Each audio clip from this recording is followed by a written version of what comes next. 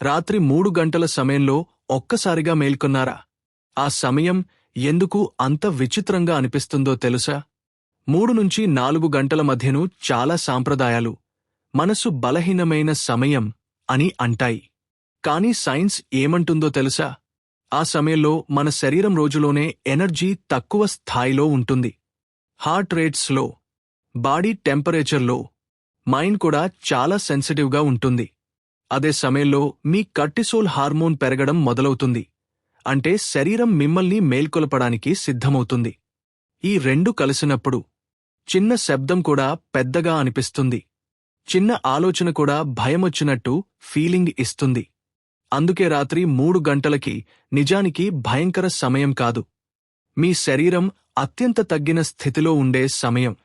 అందుకే రాత్రి 3 గంటలకి మేల్కొన్నప్పుడు ఫీల్ అయ్యే ఆ వింత అనుభవం మీ బాడీ అండ్ బ్రెయిన్ సహజ ప్రతిస్పందన మాత్రమే.